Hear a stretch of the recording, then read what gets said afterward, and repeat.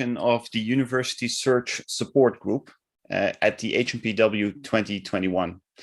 My name is Kenny Meesters. I work at Tilburg University in the Netherlands, and together with my colleagues from the United Nations University, New York, we're hosting this year's participation of the USSG at the HNPW. And this year is quite different because we, of course, this time it is remote. A few years ago, when I was still working at Delft University and we started the University Search Support Group, it was quite different. We had a group of students from 3 or 4 universities participating at the HNPW, where they were sharing their research in sessions. And as you all know, or probably know, that Geneva is not the cheapest option to get to. It's not the easiest accessible or affordable. So it was a good start and we had some great interactions. So not to make you jealous because you're all working from home, but this is what it looked like before. And what we noticed there at HNPW, this was in 2019, is that even with this small number of students, they brought a lot of debate, not only in our own sessions, but even at the closing sessions. The students asked questions, challenged the status quo. And I think this is what also makes us excited for this year's HNPW, because now we have more than 100 students participating from over 25 countries. And of course, it is remote. There are challenges, there are barriers. But at the same time, HNPW has never been more accessible for the next generation of humanitarians, especially because most of you will likely not have a sponsoring organization to join. So this transition from 2 years ago to now, and also now working with the United Nations University, provides a great opportunity. So we hope that we can support through your participation. And with you, I mean both the students as well as the humanitarians listening in on this session. You can be connected, you can bring together. And with that, we aim to not only support the networking part of HNPW or the exchange of information, but also encourage you, the next generation, to join in these sessions and challenge the status quo. The reason 2 years ago we started this network was not only to bring students and to get them to be interested and to know the humanitarian field, but also to have them engage with humanitarians, to open up to new possibilities, to ask questions why things are happening the way they are happening, and if this could not be different. And I think now, if I look to the list of participants, we have people from China, Ghana, all over the world participating. You can bring in great views on the topics of this year's HNPW, including inclusion, localization, and accountability. So these are just my short opening remarks, because we really want this session to be for the students and for the humanitarians to learn what the next generation is eager about, what they want to do and how they can contribute, and for you, the students, to learn about what lies ahead. And for that, we have this great opening session with a few agenda points. So with that, I would like to hand it to my colleague and fellow chair, Jörg, please go ahead. Yeah, thank you so much, Kenny, and good afternoon, everyone, and a warm welcome also from my side. I think Kenny already mentioned all the important points that are essential to understand how we will go through the session. And this is why I also do not want to waste any more time. It's a great pleasure for us to have Sebastian Rhodes Stampa with us as our first speaker, who will come in for the welcome note. Sebastian is Chief of the Emergency Response Section at OCHA Geneva. And it would take me a long time to report on all the missions where he was in the lead as disaster manager and humanitarian on the ground. So without further ado, I hand over to Sebastian. Sebastian, the floor is yours, and very great to have you. Thank you. Over to you. Thanks, Kenny. Thanks, Jörg. This is a huge pleasure for me, and I think we'll just start with a quick video if that's going to run, technology allowing. confirm if you can hear the audio from me, and then we'll be good. Yes, we can.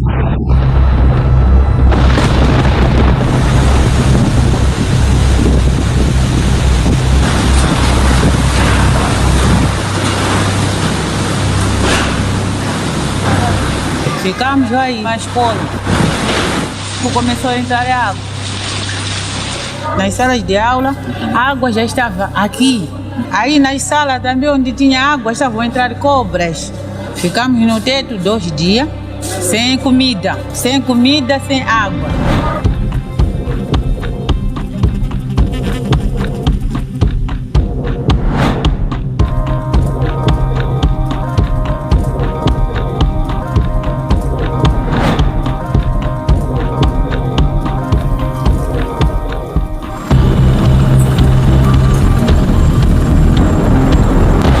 Access was critical at that stage. The first teams arriving here found themselves surrounded by water and trying to service a population of nearly 1.8 million people affected who were on trees, on roofs, on isolated pockets of land rapidly being swamped by water.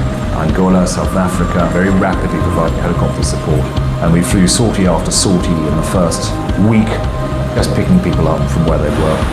Not just using helicopters, we used boats, we used barges. So any way we could get to people, we did get to people. Wow.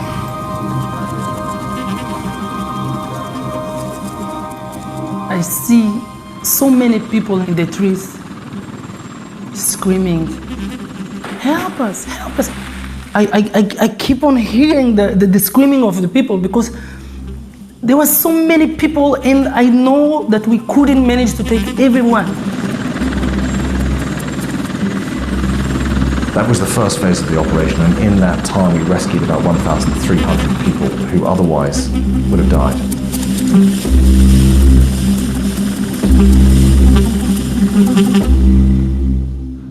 And then we moved into the second phase, and the second phase was, again, life-saving and life-sustaining operations, but not search and rescue. We put together life-saving packages of assistance, food, shelter, NFIs, certeza for water purification. But the access challenges continue. So here in this area it was completely flooded, and it's only 30 kilometers from Beira, where we are operating from, and we couldn't reach this area for the first days, for the first weeks. So these people, they couldn't reach anywhere else. They were completely isolated, with no food, with no water, and the only way to reach them was by helicopter. And the amount of food that we could carry, we could lift in these flights was very small.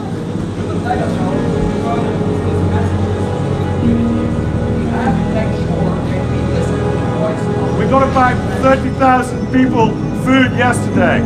It's not enough, we need to do more. On cholera, we've had a bit of a spike, just over 1,000 people at the moment. Once we're past cholera, we're into malaria, which is just as dangerous. 400,000 mosquito nets will be distributed over the next 10 days by the Ministry of Health, and we will support that effort. Push hard, get stuff out. Listen to the local folks, they know what the critical needs are. Work with your local counterparts, and for God's sake, make sure that you have a clear government lead who is signing off on what you do.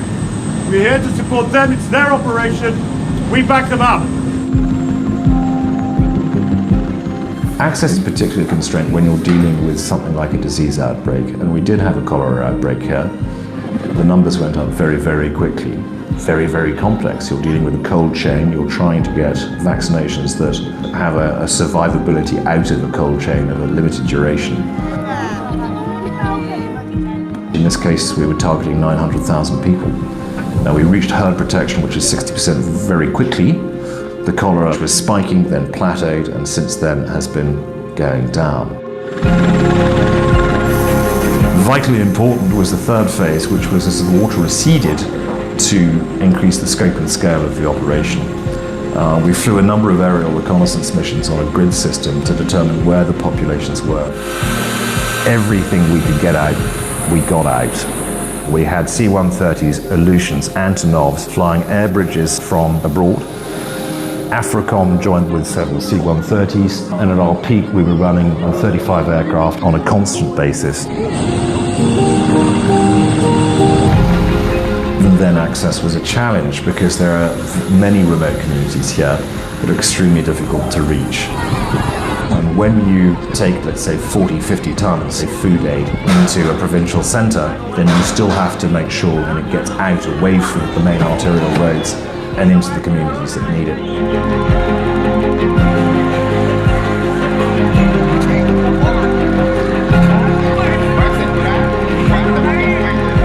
The fourth phase of the operation was leave nobody behind. We had anecdotal reports from farmers, our teams going out, the helicopter pilots, about populations who simply hadn't got much. The really isolated communities who have to cross 7 or 8 rivers before they can actually access the assistance.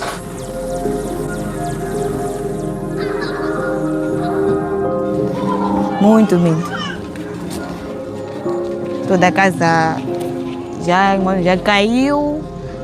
O mais importante é que nós estamos em vida, né? Hand on heart, will we get everybody in every response? No, we won't, but it's our responsibility to make sure that we target and get as many people as we can. And so when we leave, within resource constraints, we left nobody behind, and I believe we can say that here in Mozambique today.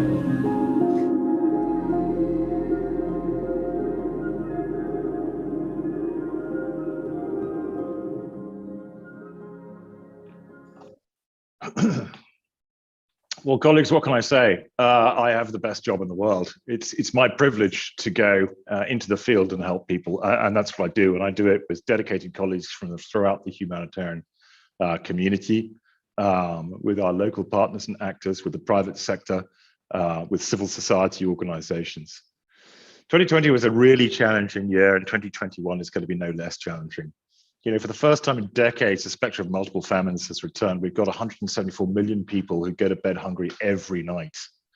8 million people in 3 countries alone, Nigeria, South Sudan, and Yemen, are at risk of dying unless we can feed them in the next few weeks. And the pandemic's only one of several factors fueling this suffering. The others are protracted crises, the climate crisis. We've never seen storms like that in Mozambique before off-season, mass displacement, and extreme poverty. Taken together, these threaten to unravel 40 years of human development progress. This year, colleagues, more than 236 million people around the world would need humanitarian assistance and protection. That's 1 in every 33 of us, 1 in every 30 people globally. We've got a hell of a lot to do, and I'm delighted to be able to speak to you today, because one of the things that is happening in the humanitarian community is it's constantly evolving. We face new threats, we face new challenges. And oddly enough, the humanitarian community is sometimes not placed to deal with those challenges. What we need is the next generation of humanitarians to stand up and to support a better and a safer world in general. We need to engage in a way that we have a broad spectrum of expertise and experience and competencies coming from across academia, from across the private sector, from across all sorts of actors, which is going to advise how we do things in the future. Now, one of the problems with that video is that the bloke who was speaking most was some white Englishman, and that's not what we want to see. We want to see localization. That should have been an operation led by a Mozambican. For God's sake, God knows there are enough competent, extremely professional Mozambicans who could have taken that mantle or role, but we failed to deliver on our commitments at the World Humanitarian Summit, where we said we would localize humanitarian assistance and even development action within a relatively short time. Now, it's not the fat cats in the system and the bureaucracy that's going to change that, it's the young voices. It's the role of international youth to act as ambassadors for their own countries and proactively support the worldwide process of localization, to speak up, to challenge the status quo, to come out and say, you know, that's just not good enough. I'm inheriting this planet and I want the following, and I'm going to do the following about it. Because without that, on climate crisis alone, we are heading for a 4-degree, 5-degree increase. Unless we do something about it, and again, it's not the older generation who understand this sort of stuff, it's the younger generation. I think you have so much to offer and so much to give. I was looking at what we've engaged with academia on so far, just in this HNPW. We've engaged with academia and students on digital transformation, on VR, digital transformation wary very much of digital exclusion, on VR, on private sector engagement, on various grand bargain commitments. It's really important that we work better with academics, with scientists to support humanitarian assistance worldwide. I know at least several projects we're working on currently in terms of working with WMO and academia, working with a number of universities on seismology, on tectonic plate activity, working with any number of different partners. And in doing so, we're broadening our experience base and we're getting answers where previously we never looked for them in academia, and now they're there. My own experience, as I said right at the beginning of this, is that I've been in the system for about 20 years, and I've been doing both natural disaster, sudden onset responses, slow onset responses, and also responses in countries like South Sudan and Yemen, where there are protracted crises. And these things aren't going to go away, but they are amenable to innovation, and they are amenable to broader participation and action to address some of the root causes of the problems we face. I mean, and particularly on the climate crisis, because I think that's one thing that social platforms have really moved forward on, and they've pushed the debate on. But those social platforms have been mobilized by youth groups, by students, by academia, and not so much by large governments or the United Nations, or indeed the humanitarian community. So there's an awful lot to do, and there's an awful lot to do in partnership. We have finally understood in the United Nations and across the humanitarian community that we need to partner with a very diverse set of actors if the whole is to be greater than the sum of its parts, and we are actually to make a difference to the planet, to the world we live in, and to those people who desperately need our help. I'm absolutely delighted that the USSG has come into being, has had some considerable success already in the HNPW, and I very much hope we'll have greater success and engagement with all of you. And I note the diversity of skills in terms of development studies, agriculture, information management, environmental studies. Amongst other things, I head the Joint Environmental Unit at OCHA, and we have deployments ongoing at the moment to St. Vincent and the Grenadines for the volcano explosion there. But the environment is becoming a key cornerstone of what we do. What I would say is when you get engaged with an organization like the United Nations, or with the International Federation of the Red Cross or Red Crescent, or with the non-governmental organizations, international or national, or with civil society, you'll find it's often quite difficult to change their mind. It's often quite difficult to get past the door. You've got to sell yourselves, you have to innovate, you have to prove that what you're talking about is going to make a difference to humanitarian action and to the people we serve.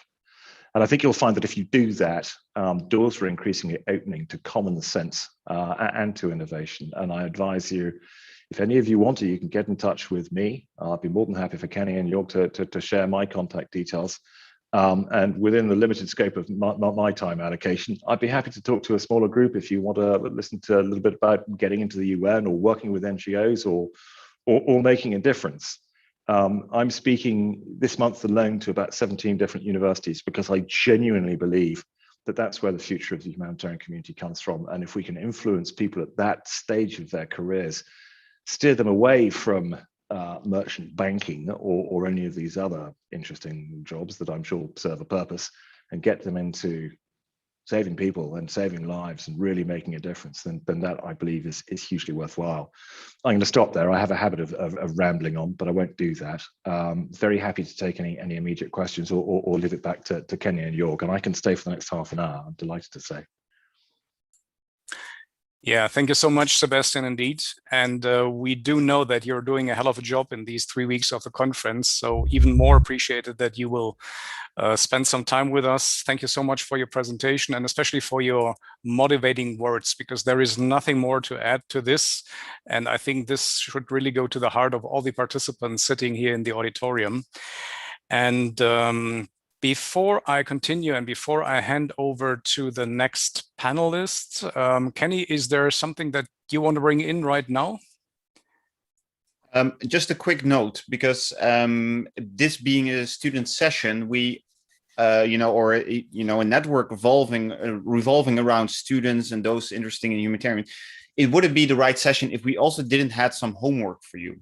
So you've just listened to Sebastian and the call of him to not only connect, but actually challenge the status quo, to bring ideas. And I think this is a key element that we want in the USSG. It's not just sharing email addresses and sending job applications outside UN systems and what have you, but it's really contributing with ideas, with content, and with knowledge. Throughout the HNPW, we want you to start working on that. So at the end, we can also, as USSG and you individually, can give something back. We'll come back to that later in the session, how we're going to do that exactly. But for now, I will share a link in the chat with you.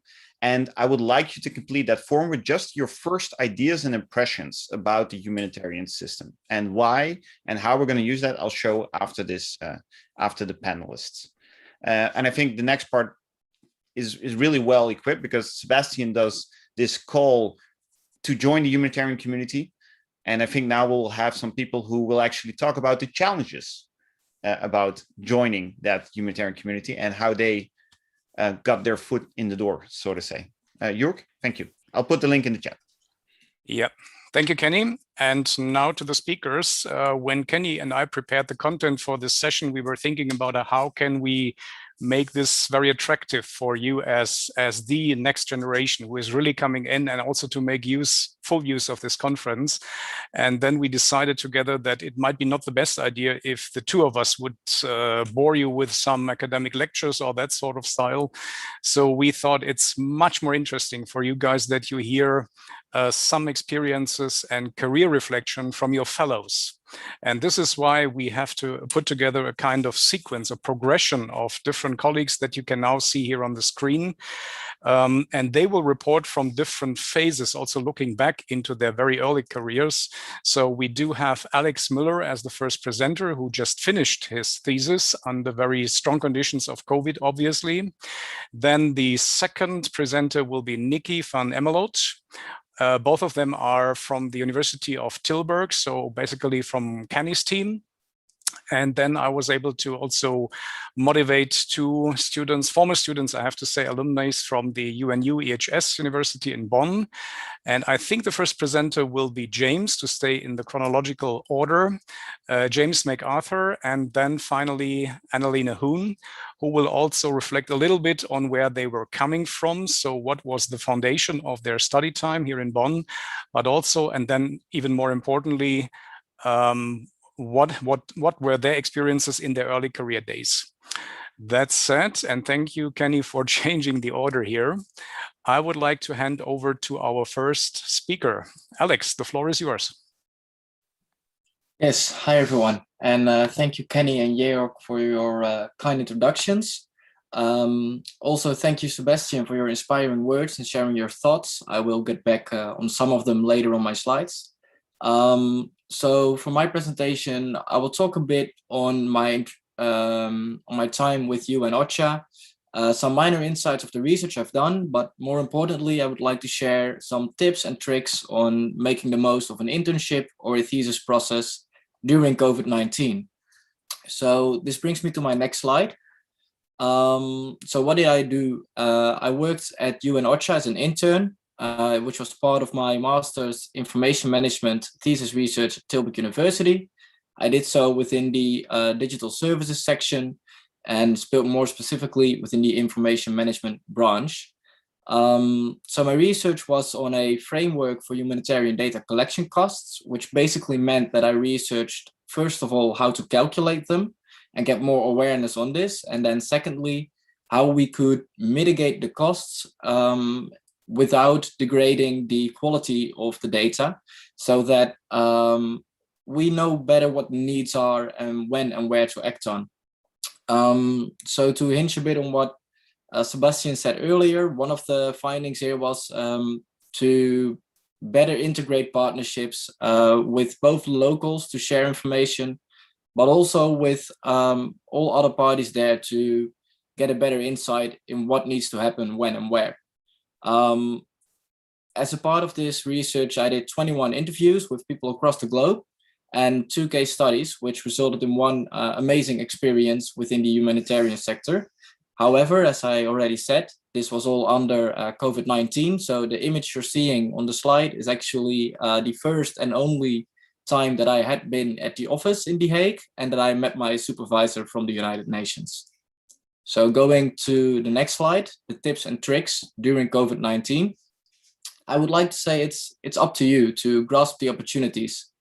Also during COVID-19, there's still enormous amounts of opportunities that can present themselves, but you don't really have those moments at the coffee machine or at the office where people might bump into you, say, hey, I have this project lying, or maybe you find it interesting to work on this. So you really have to go after them yourself. So share your goals with your supervisors, either from the internship or from your thesis, because they have enormous networks of people and connections that could help you with those goals. But in order for them to know who those people might be, they need to know which goals you want to achieve and what you want to learn. Then everyone works digitally at the moment. The map on the right of the screen is a map of the countries where the people were based. Those are in green, and the countries in orange represent the countries where I talked about experiences on or projects on. So in that sense, you can travel the world digitally. And during these interviews, I really noticed that meeting virtually has become the norm these days. And as such, people are more willing maybe than before to speak with you for half an hour or an hour on your research or on your internship, on experiences, and share their experiences with you. And also, if you're having these conversations, always share your own ambitions. I think the easiest way to get a job within the humanitarian sector is to address your ambitions and say that you would like to have a job in a certain area or a certain field or a certain kind of project after your internship, because those connections will last, and those connections you can always use afterwards to find a job. And then finally, I would like to say to enjoy every moment of it. As I said, there's still a lot of opportunities out there, which you can definitely enjoy, even though you're working from home, and to learn as much as possible from the experiences with your peers, with your supervisors, the people you speak to remotely or in any way. I found it myself that one of the things that I learned the most of during my research was those conversations with people across the globe, addressing the situations there, and maybe not even speaking on aspects which had to do with my research, but also the conversations around them. I think that is one of the major tips I would like to give. With that, I've come to the ending of my presentation. I'm open to answer any questions now. And also feel free to contact me on LinkedIn if you have any questions after the session. Okay, thank you very much, Alex. If there is no immediate question, please raise your hands, by the way, to the auditorium. If there is an immediate question that you want to point to Alex. Well, at least there's, because I'm keeping an eye on the Q&A. So there's a question from Shirley who already wants to connect with you on LinkedIn. So I think, Alex, you have access to the chat, so you can post it there if you want. Yeah, I will share my link there. Yeah, this is perfect. We all have to regard this session really as a bazaar of opportunities. So please do go ahead with networking. And in that sense, I would like to lead over to the next presenter, Nikki. But let me put in one comment first. When we experienced the start of the COVID response last year, I was very impressed by some activities that Kenny was doing with his work, because what he did is, first of all, he entered the crisis response team of the Netherlands as an professional emergency or information manager. But what he also did is he brought in students. And I don't know exactly if Alex, I definitely know that Nikki was part of that team. So bringing in this expertise into a governmental response committee and group was just amazing. And I think this is a lot where also, yeah, so to speak, other governments can learn from only. And that said, I would like to hand over to Nikki to report from your experiences, from your time when you were studying, but also how you received this really jumping into the professional environment when the COVID crisis started. Nikki, over to you. Yes, thank you for your nice words. If it's okay with you guys, I'll take over the screen. So give me a minute.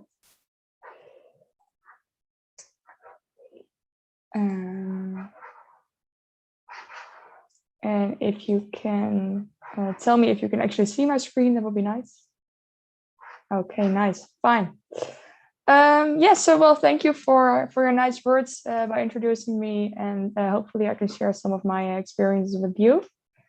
And well, my name is Nikki van Emmerloot, and I'm currently working at the safety region Rotterdam-Rijnmond in the Netherlands. If you want to know more about that or my career path, you can always look me up on LinkedIn as well to add me to your network.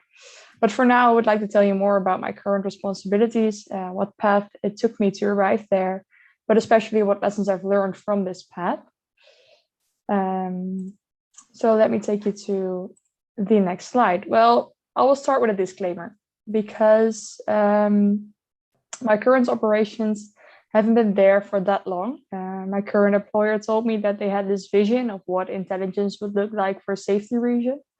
And they told me, which I literally quote, we would like to have an information hub because we think it is important for crisis management.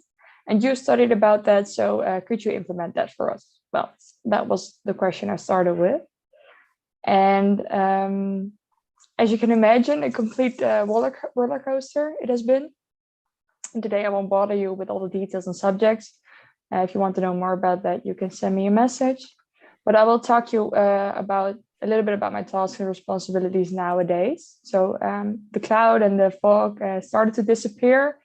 And after being 8 months deep into my assignment, I actually execute the following tasks and responsibilities. I'm not going to mention them all, but just that you have a bit of an idea of what I'm doing now. I'm actually working in 4 really nice cornerstones of information management, which are the organization, the process, the people, and the tools. So that is really cool. And now I would like to talk you through the journey that has brought me here. So first of all, there was at the end of 2019.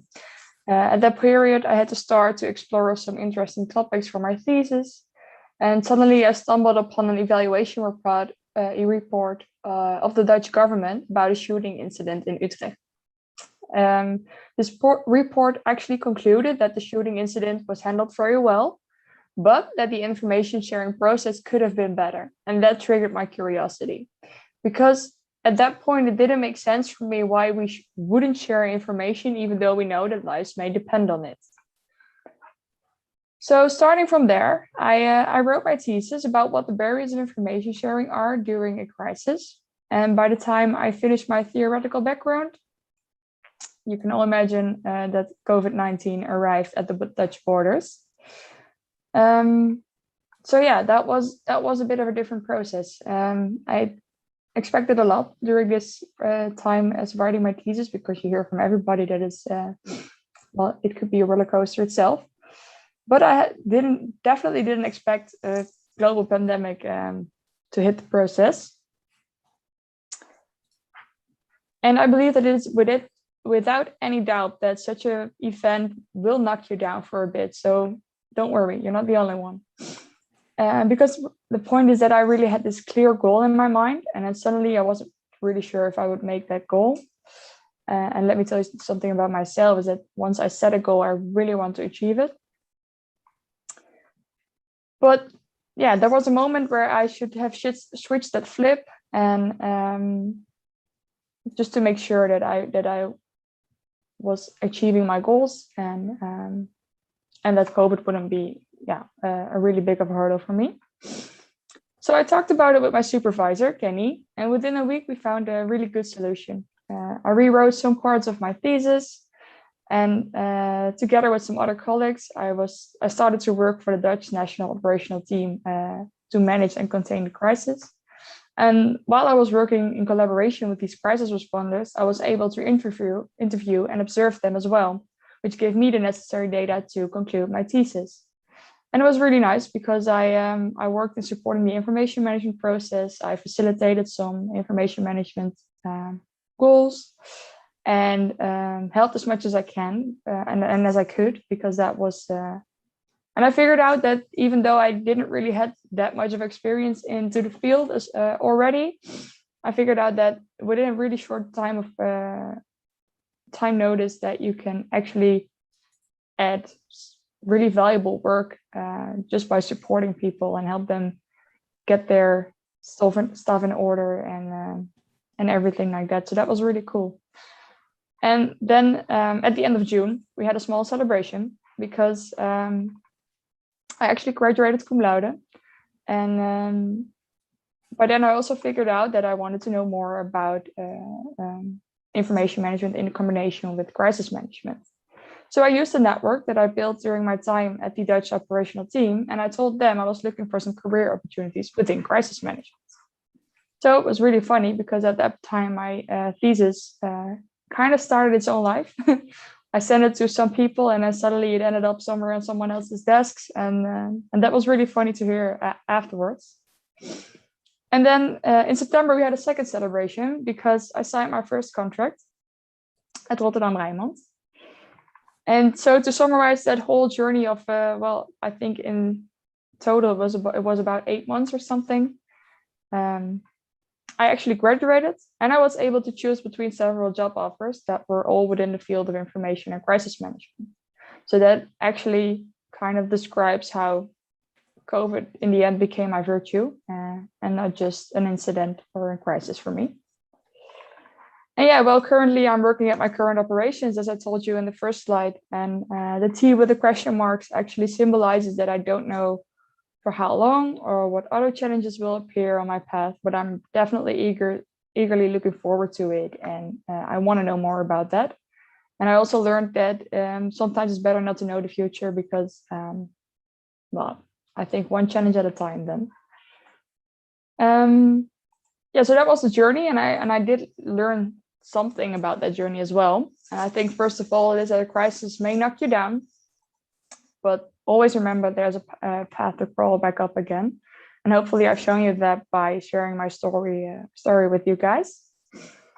And then secondly, that information management is a really interesting topic for research, but the combination of information management and crisis management is way more interesting, because I believe that information management is one of the cornerstones of crisis management for current and future crises. And third is that there are interesting topics to research, and if you look on the internet, you may find many interesting gaps. However, the field is a perfect source of information as well. So my biggest tip to all of you is that you should definitely use your network, and especially if you know any people that work within the field, talk to them, find interesting and valuable research topics, talk about their dilemmas or what they have seen in the field. Because within information management and crisis management, I think that one thing is for sure, is that you will always add valuable knowledge to the complete picture, actually. And I believe that this knowledge is necessary to manage and contain any future crisis. It's also what Sebastian said in the beginning. I believe that the future of crisis management is in collaboration with any academical background or universities or scientists or whatever. And I think the last lesson that I've learned is that you should never waste a good crisis. Hopefully I've shown you by telling my story that I at least haven't wasted this crisis as well. I'm currently in a good position. I started a really nice job, and I think I can, well, develop myself from here. So I do believe in this amazing quote of Churchill as well. So thank you, Kenny, for letting me share my story. If there are any questions now, you can always ask them or send me a message on LinkedIn. I will give the link as well in the chat. Yeah, thank you so much, Nikki, and especially for sharing all your insights. And as we have seen, sometimes it is indeed of benefit to jump into cold water and to face challenges that you were not expecting in those days. So again, is there any immediate question to Nikki from the auditorium? Any raised hands? I have one question that's more for all the panelists. We can answer now or later, but there was, what do you think is the largest need for skills? There was also a question to Sebastian, before leaves, but I'll leave it up to you, York. I'm just reporting what I see pass by. Yeah, no, that's great. Kenny, thank you. So then I would lead over to the next two panelists. Both of them have studied with UNU EHS in Bonn a couple of years ago. And due to this, you will also see a slight change in topic, whereas the former two representatives were talking about information management, as this is the main part of the university and also what Kenny is teaching. We will now see different topics coming in. UNU EHS is driving a joint master program together with the University of Bonn for a couple of years, together with the Department of Geography. So most of our students do have a background in geomatics, geosciences, but also this may change in the course of their study time, as you will see very clearly by the two next presenters. The first presenter that I would like to introduce is James McArthur, and I had a number of different activities with James already when he was studying here in Bonn, and I don't want to take this away, so he will report on these different activities. And also you will see that in the course of his further career, he also met with different people, among them one of our speakers again, and that was also a surprise. And this is a little bit when once you tap into this community of the humanitarian response, it might be in the first days, it might be astonishing. And if you would be now in person in Geneva with 2,000 humanitarians, you might think, my gosh, what a huge community. But basically, when it really boils down to those who are really active in the field, it's a rather small community. And this is also why it's so important that we meet each other regularly and that this trust building is a very essential point that comes in. But I don't want to talk too much about this, so I hand over to James. The floor is yours. Thank you, Jorg. Thank you, Kenny. Let me just share my screen here. Okay. Yes, thank you for having me here today to share my career reflection from being a student to a humanitarian supporting an emergency response. And also thank you, Sebastian, for the opening remarks and the powerful video from Mozambique. I'll just start off by saying that when I started my university path back in 2007 and in Canada and thinking about a career path, humanitarian was never mentioned. It wasn't until many years later in 2015 and 2016 when I made the decision to switch from the defense field to the humanitarian field, and I was looking for some academic coursework that could help support that understanding.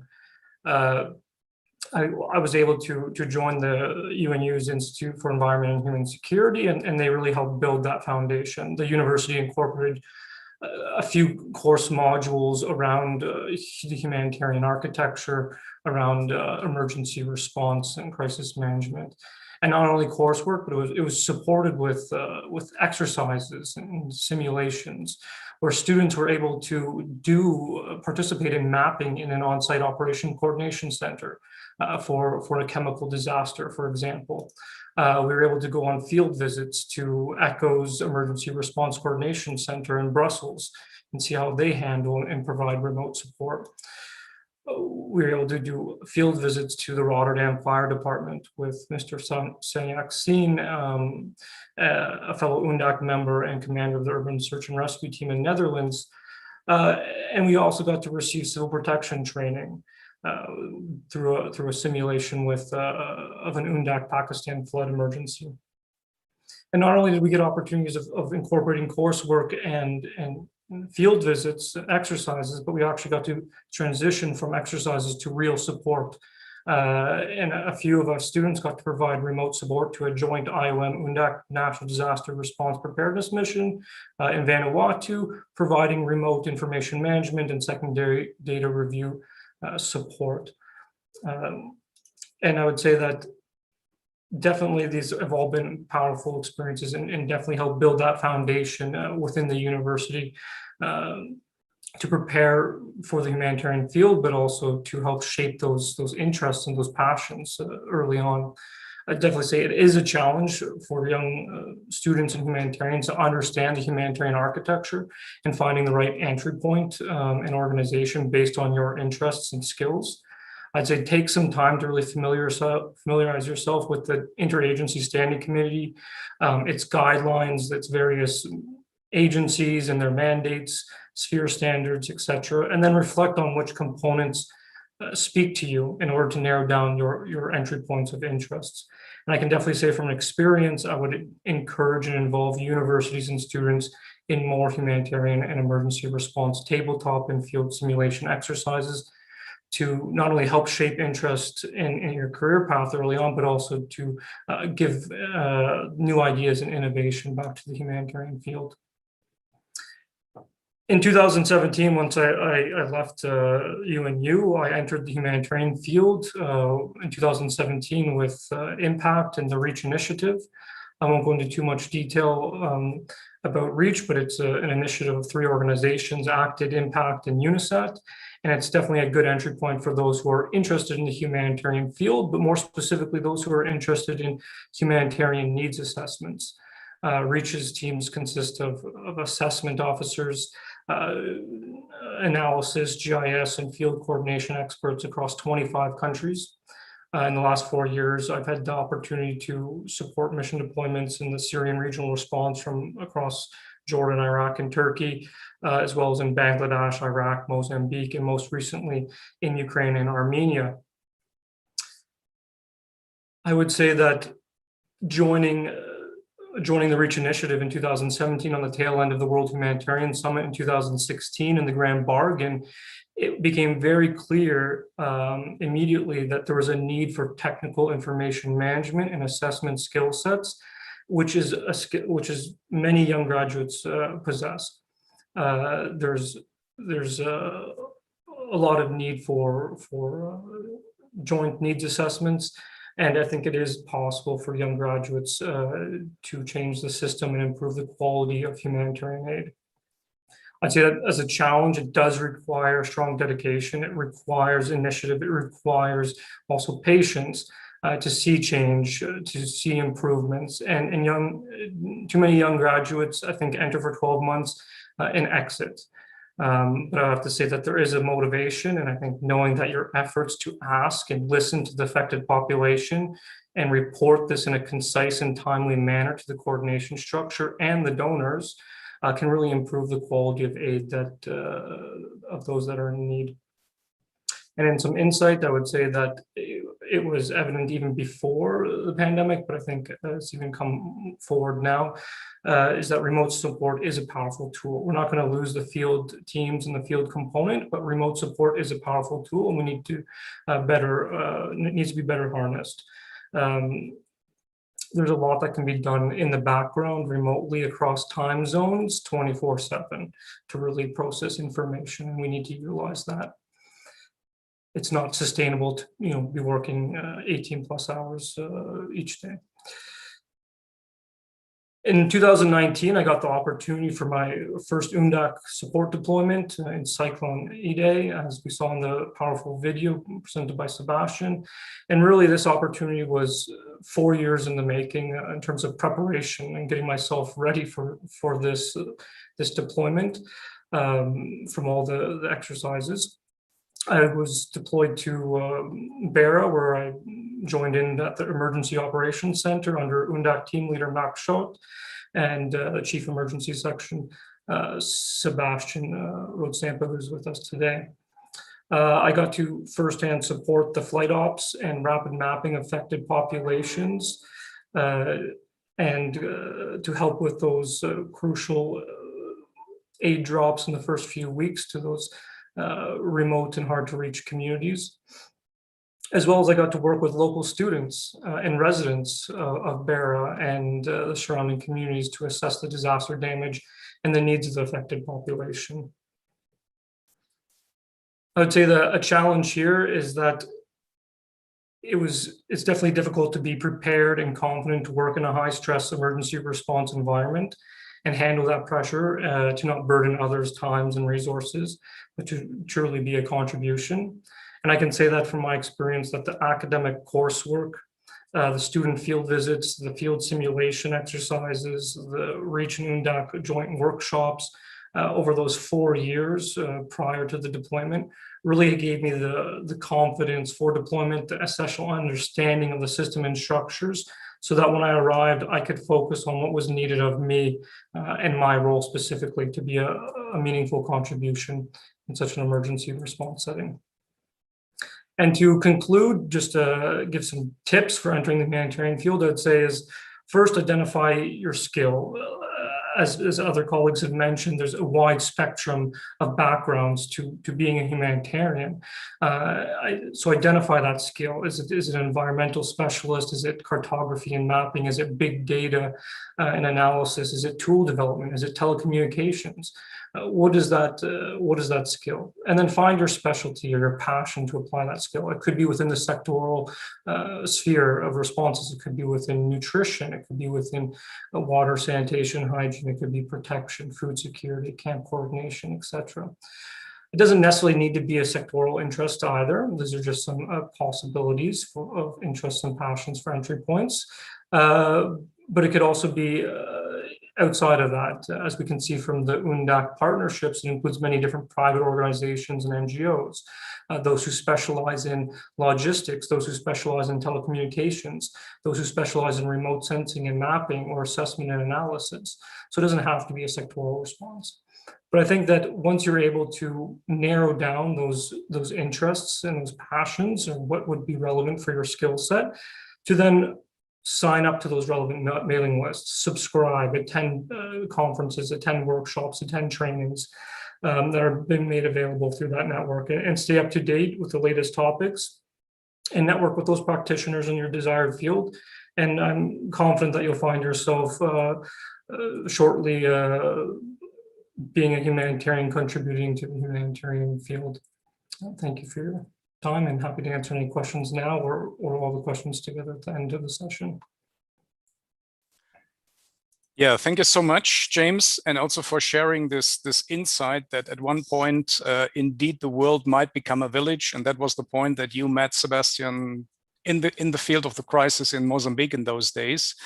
And also thank you for sharing the experiences that you could already gain throughout your study time here. And I think this is also something that I would like to underline. I mean, I heard Sebastian saying that he's a very lucky person because he can go to the field and support in the immediate aftermath of a crisis.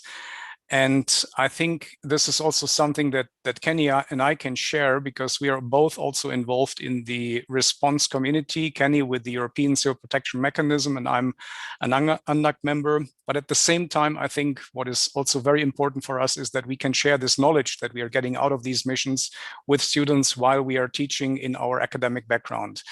And you might have seen the advantages that might come out of this interplay between us and students from the presentation from James when he was reporting about the remote support that he conducted together with a group of students when I was fielded to Vanuatu in 2017.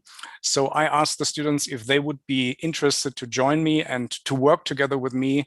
So they formed a group, and there was really absolute super support when we were out in Vanuatu in those days.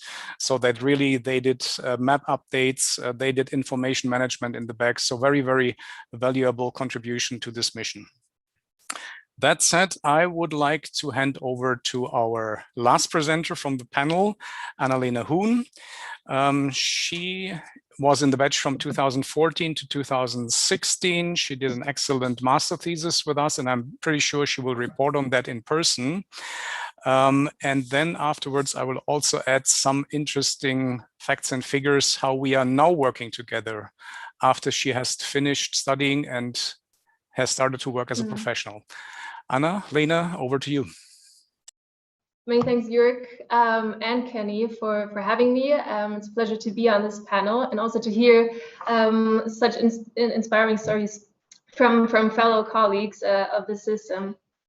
A very short summary, 5-minute roadmap to now, a very personal, individual one.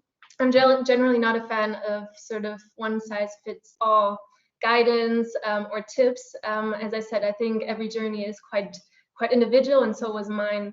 But I do hope to maybe inspire some of you in the audience today. So for me, really the start of it all was a large curiosity and interest in understanding society and environment interlinkages. seeing it as a really relevant topic in the world and the current status that we find it in, and just really wanting to contribute to it, to better understand this interlinkage and to better learn how to manage it. That led to my choice to study geography in my bachelor. It also led to my choice to study with the United Nations University in my master's program, focusing on environmental risk and human security. So focusing the society environment interlinkage down to disaster risk. So how natural extreme events impact on human societies in this world. Glad that my presenter already gave a really good insight and oversight over the master's program. I feel very honored to have had the opportunities to study with Jörg in this program, as it is really a program designed to be at the science practitioner bridge. So really, while you're studying and while you're learning sort of the conceptual basis of disaster risk, doors are opened to practice. So you do simulation exercises and you adapt and you implement your learnings right away. And I think that's very valuable. During my studies, I then had opportunities to intern in the field of emergency response coordination. That started with the German Red Cross and interning in the Emergency Operations Center during the refugee response operation. It then followed with an internship at UN OCHA and the emergency response section, which was a very valuable time of 6 months in learning about the system, getting an insight, understanding the structures, protocol, actors, and really getting used and familiar with the methodology that informs and structures international emergency responses. It was also a time where I got opportunities to participate in emergency response personnel trainings as intern, and by that also learning a lot about the community of emergency response practitioners, and getting contact with networks, global networks in emergency response. When I was starting to look out for possibilities for my thesis, closing off my studies at the United Nations University, I got the opportunity to conduct field research in Mozambique with the German Red Cross, focusing on anticipatory humanitarian action.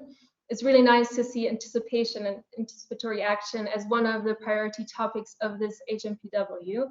At the time that I was doing field research, it was really at the beginning of the dialogue. So humanitarian actors started experimenting, doing first pilots, and Mozambique was one of the first at the global level, to really try to understand what can this mean in practice? How can we make this operational within the humanitarian system? As a fresh graduate, I then decided to go for a project management opportunity in the private sector. I know that a lot of people at the time perceived it as a bit of a sidestep or detour from what I had focused on previously, which was the humanitarian sector and disaster risk management. But for me, it was really a time where I was able to build practical project management experience in a foreign country, in an international team, and also get to know myself in another sector, getting to know the private sector and its dynamics, and also gave me the opportunity to realize that I soon started to miss my sort of thematic home, which was disaster risk management, and to miss the humanitarian sector and the dynamics of it. So I started to work as a consultant in the field of emergency preparedness and response, quite exciting time with different assignments, international assignments, deployments, and a time that allowed me to have an insight into a large diversity of actors from the humanitarian system, and also to have exposure to different national contexts. So to widen my sort of experience in certain regions of the world, I focused mostly on Southern Africa and small island developing states. So really a rich time in terms of diversity of experience for me. And this is the now. This is my now for 1.5 years now. I am currently overseeing a regional program for anticipatory action in Southern Africa. I support Mozambique, Lesotho, and Namibia in setting up anticipatory humanitarian action mechanism. So sort of spiraling back to the topic I focused on during my thesis, but now really being part of the implementation, setting up this regional program and pushing for this system change towards anticipation with the focus on Southern Africa. It's a 14-person strong team, split into 3 countries, as I said, and due to COVID-19, also that has turned a bit into a reality of most of the support to Lesotho, Namibia happening online and virtually. I am based in Mozambique, Maputo. So if I boil it down to what I think were my common themes along this roadmap to now, what I do see still being of a lot of relevance for me personally is the initial interest and sort of what gave me meaning when I entered my studies and my first steps, professional steps, is really the strong interest, being still fascinated by the society environment interlinkage and still seeing its relevance in this world and being proud to be able to contribute to further understanding and managing this interlinkage. For sure, of relevance for my roadmap were also language skills. So the fact that I had learned Portuguese in a semester abroad during my bachelor opened, and in combination with my technical expertise in disaster risk management, opened doors, opened opportunities. That was the thesis research in Mozambique, and it's also relevant today, to this day, as the working language in the Mozambique sub-project of the regional program is also Portuguese. And that turned out to be a bit of somewhat of a niche. Then just relevance of going for training opportunities beyond your studies, beyond your bachelor, master, and seeing self-development as really a continuous process. During internships, have a look out for training opportunities for staff, and just ask if you can participate, become part, and by that also widen your base of network.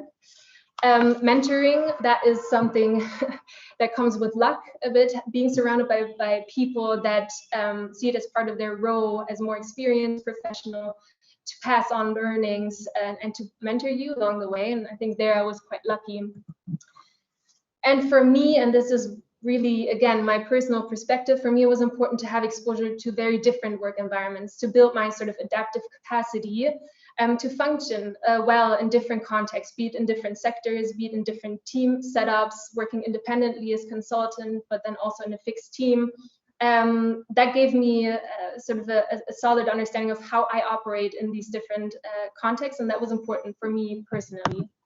And then as last point, again, important to me in this roadmap to now, was to develop towards the future of the system and to develop towards innovation. So not to try to suit yourself and fit to the current status of the system, but to understand it as in current development and change. And again, we've heard it by different speakers today already. This is also what I see as our mandate as young professionals, as youth in the system, is to contribute to change, to provoke change, to challenge the status quo procedures and structures that the system is in at the current stage, and to move away from that, because change is necessary. And I think youth comes in with fresh ideas and a fresh perspective, and maybe a bit of necessary naivety to challenge that. That's it from my side. Over to you, Jörg and Kenny. Thank you so much, Lena, indeed, and also to the 4 of you for the very strong messages that you were able to transport into the auditorium to the other participants here. I think we really enjoyed it, and I think there is no need to say simply how proud Kenny and I are that we had the opportunity to invite you.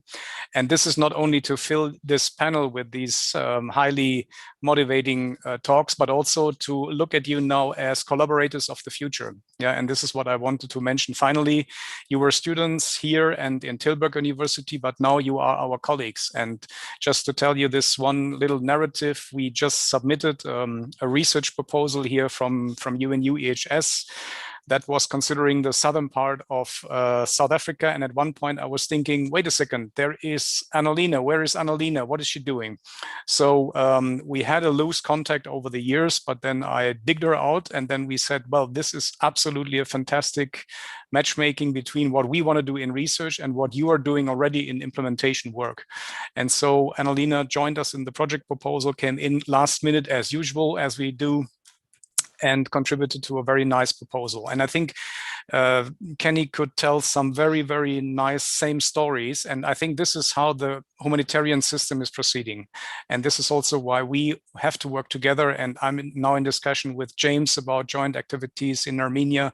So this is how the story goes. And this is also one motivation that we would like to slam into the auditorium to the other students. That said, thank you so much so far. I think I will hand over back to Kenny now to open the final part of our session. Kenny, over to you. Thank you, Jörg. Thank you, everyone, for sharing your stories. I think Jörg has captured it very well. Yesterday, I had a talk with Nikki and our colleagues to continue developing a project that we brainstormed. And I think this is exactly why we have the USSG. There is now, I've met James and Lena, haven't met before, I think, or maybe at HNPW, but I think the young generation, and this is being recorded, but I'll accept that, you have an opportunity to move outside the system. You are not bound by, thinking in complex processes, mandates, statements, those things. We will give you an opportunity later on to do that. But you have connections with different other students in universities, with your teachers, with different expertise. You are much more agile and flexible to move around the system, not only challenge it, but come up with ideas. So we want you to also use the channels we've set up, like Discord and the mailings, to do that, to help each other and to find connections. I know in Southeast Asia, there is a youth engineering technology innovation network of young people who are developing IT solutions to support their local communities. So even if it's not the humanitarian UN, EU flags that you will be carrying in the future, which will be changing anyway if you listen to the localization sessions, there are definitely that role to help people before, during, and after a disaster happens everywhere. And you can make that connections a lot faster and easier than many of the organizations can. So with that being said, I want to share with you some, listening to these talks, I've adapted a little bit, a few things for this HNPW. What are we going to ask of you as the USSG? What are we going to do moving forward? So first of all, I wanted to share these tips and tricks. You will see there is hundreds of meetings in the next 3 weeks. And you probably wonder, like, would it make sense? Which meeting should I go to? Should I just listen? And Jörg and I have talked about this before, and we would also, listening to the panelists, we would tell you these 3 things. And there might be more, and I encourage you to share them in the chat as well, and as well for the panelists to type them in the chat. But first of all, speak up. The fact that you're maybe young, you're new, you are not in Geneva, you don't have a mandate or a flag or a UN logo, doesn't matter. Speak up, share your expertise, ask questions. Of course, be polite, follow the moderators, don't unmute and start blabbing and these things. But if you wonder something, often I had students, Jörg and I have had students after a session come to us saying, well, why don't they do that? And then we tell them, you should have asked that. That was a great point. So don't confuse your newness. Maybe you will see it as ignorance, but actually it is good to ask questions. Then also, I think what all the panelists have said is you will see different paths. Some come from United Nations universities, some come from a specific discipline and move into the humanitarian community. But in any case, all these connections happen not just because emails are being sent, but because people make meaningful connections. For example, offer support. When Nikki joined the National Corona team, she didn't do it as a researcher, she joined as an IMO. And through that, she's done her research. She offered support and she learned, and the same goes with what Lena has told and James and Alex. If you have something to offer, people will engage with you. So it's not just networking by sharing your profile and your LinkedIn. I mean, you're welcome to do that anyway, but listen to the challenges people have and think what you can contribute. The final part you will notice at HNPW is that there will be a lot of acronyms. I was chalking up yesterday and in the sessions today, and so far I'm up to 567 acronyms that have been used.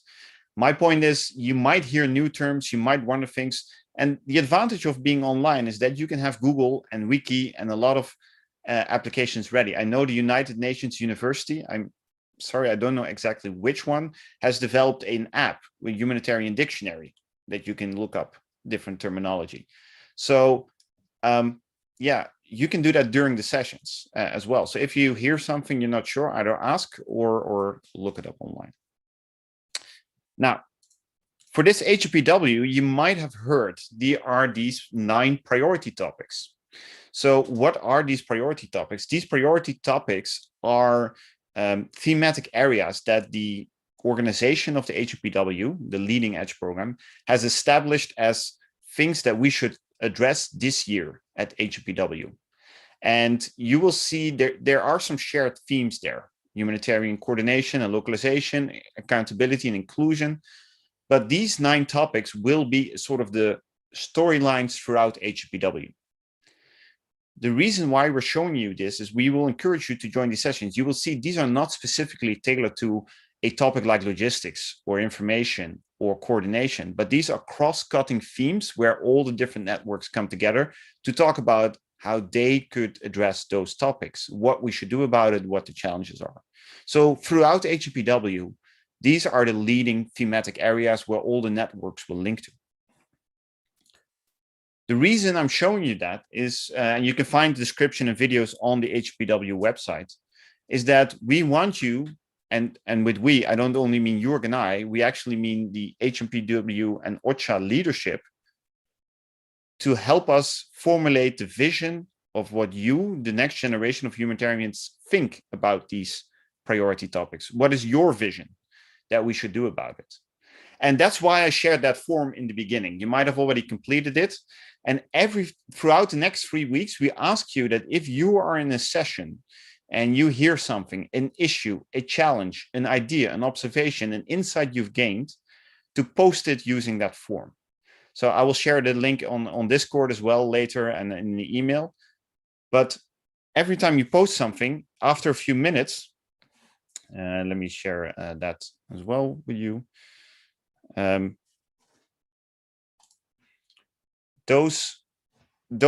All those comments will be automatically added to this Trello board. So over the next 3 weeks, we'll be filling your observations and we'll be collecting them here. So you can submit as often as you like throughout the 3 weeks on all the priority topics with your ideas, with your challenges, with your issues. Why do we do that? Because at the last session in the workshop on May 5th, we're going to collate them and we're going to create a shared statement, or actually you are going to create a shared statement and Jörg and I will facilitate that process, developing your vision, the USSG vision, the next generation's vision on the priority topics. And we're going to use that input from the 3 weeks to come up with that statement and to help you create a synthesis.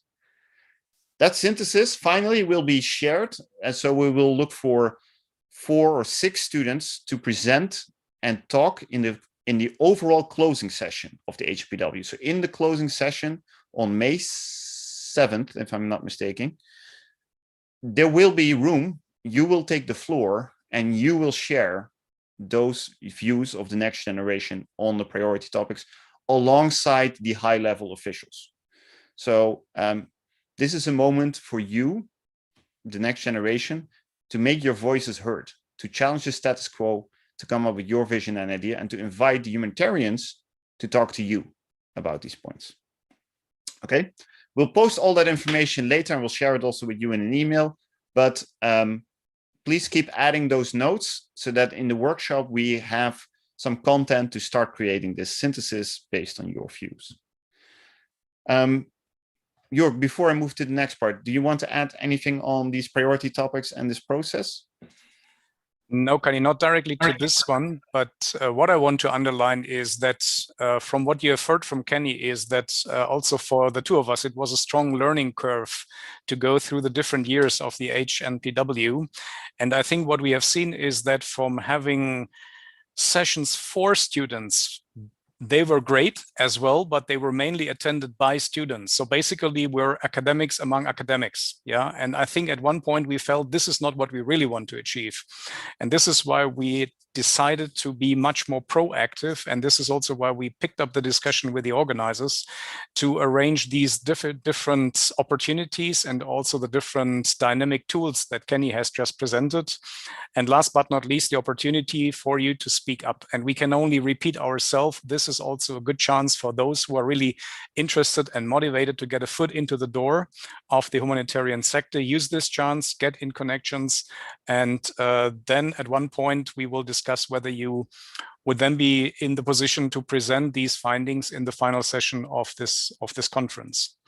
And there is one more thing that I would like to underline. I was just looking at the list of participants currently and very happy to see a number of very familiar names, but there's another thing that I want to raise, and that is you can see a number of people here sitting on the panel, but what you not can see is that also a number of other students have supported the making of this session. And I want to mention two from our colleagues, Shivani Rai and Niros Sapkota, not only because they have supported this session, but also, and here I want to pick up again two words, remote support that was mentioned by James in his presentation, and the just starting response, the volcano response to St. Vincent in the Caribbean area. Over the weekend, we have decided that here from UNU EHS, we will take over the coordination of the remote assessment and analysis cell. And that means this is exactly the interface between the team consisting of European responders from the European Civil Protection Mechanism and from the UN side. All of them are in the making of being deployed to St. Vincent. And on the other side, all the institutions that will provide support, let it be in terms of satellite images or volcanological information, air quality information, plume modeling, and so on. So exactly this interface is important. And James has already mentioned the increasing importance because a disaster is at one place, but it's increasingly complex. And since we do have a number of ongoing crises all around the world, it's even more important to bring in this remote support. And this is where actually also Nirosh and Shivani are supporting in this little cell to coordinate between the different groups. That was it from my side. Back to you, Kenny. Thank you, Jörg. Yeah, I think the points of remote localization, I think those, if COVID-19 has shown anything, is a trend that has been developing at least in information management for the last years, but is getting more traction because we have to. So, of course, often students approach us like the United Nations, the Red Cross, the big organizations, but response is happening everywhere. And there might be opportunities around you, wherever you are. And the opportunities could be locally, could be remote.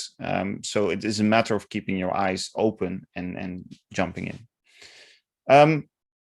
Just as a sort of last step, I want to briefly learn a little bit about the people here, because we said, and that's also what the panelists say, it is important to think about what do you offer. And so what I would like to ask you is to join us in Mentimeter, and let me start here. So with this website, I'll put it in the chat as well.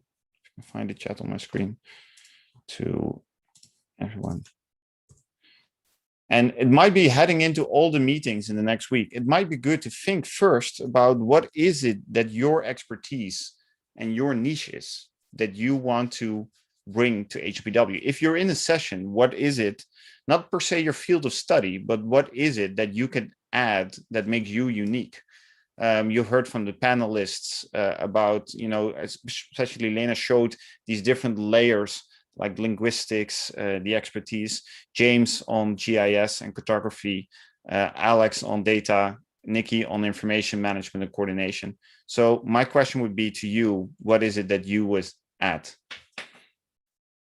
So see renewables, energies and sustainability. Great. That's a big topic on the climate connections as well.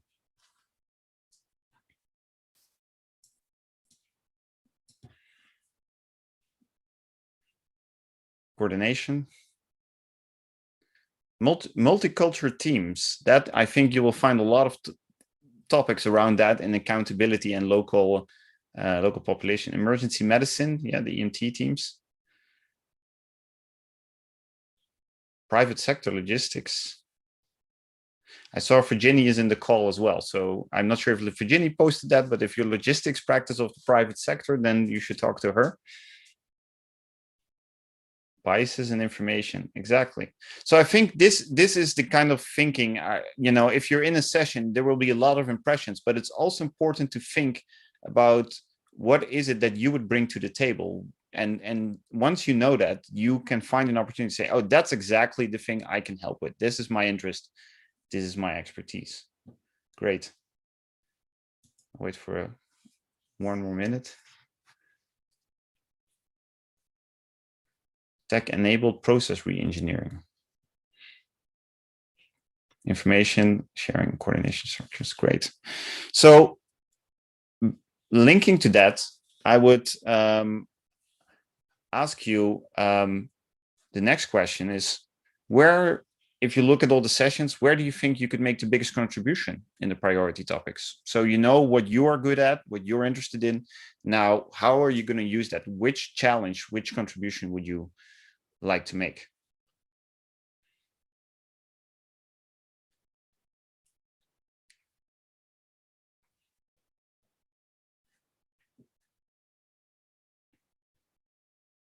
I know these are hard questions, but that's what you get if you work with lecturers and in remote sessions.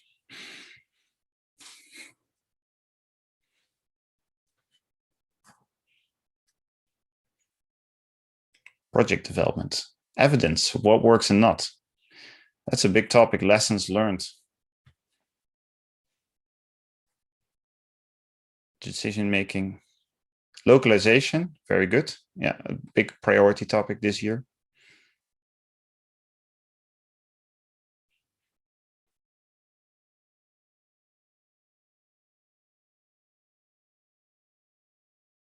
Tech-enabled accountability in the supply of data. That sounds like a thesis subject already somebody has there.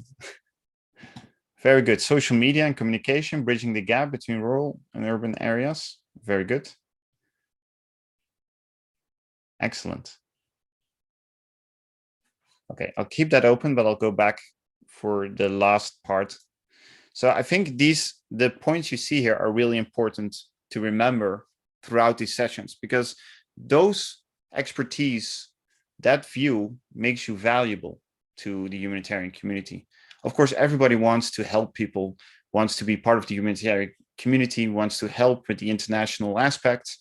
But in the end, I think, and James illustrated this really well, and Lena as well, you need something to do. Like you need a certain expertise, and it's important to know what that is and bring that in.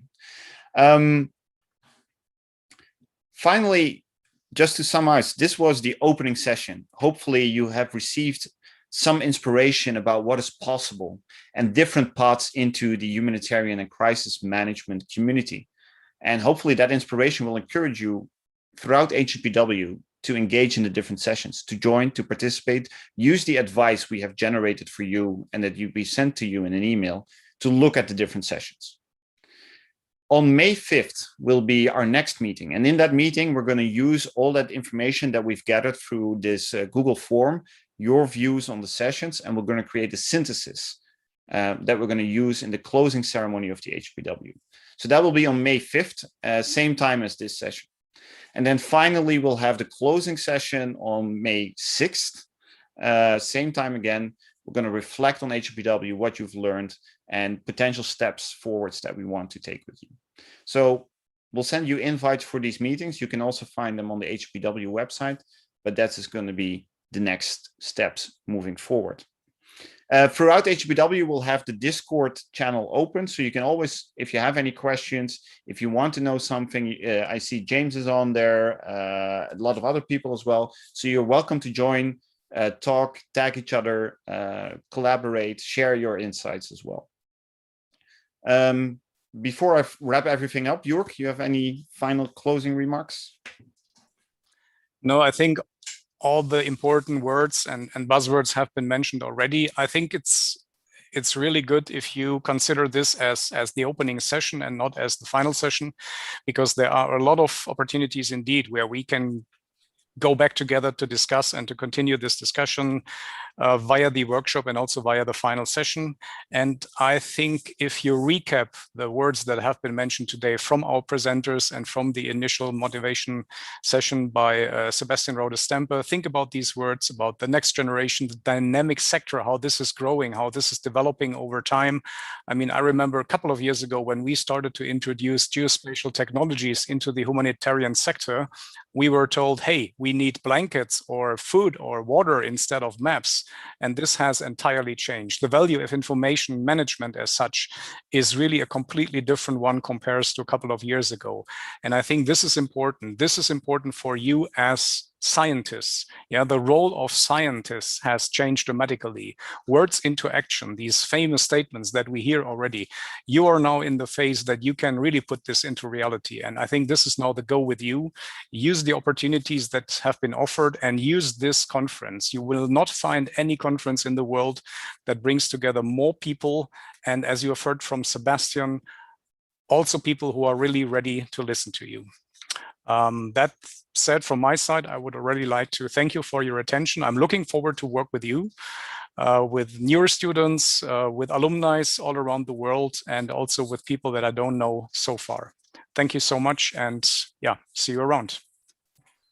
Thank you, everyone. Enjoy HNPW. Let us know how we can help, and keep working on on the views. Be ready to engage the community, and we'll see you on May 5th. Thank you all for attending this session. And thank you very much to the presenters. That was really a great contribution.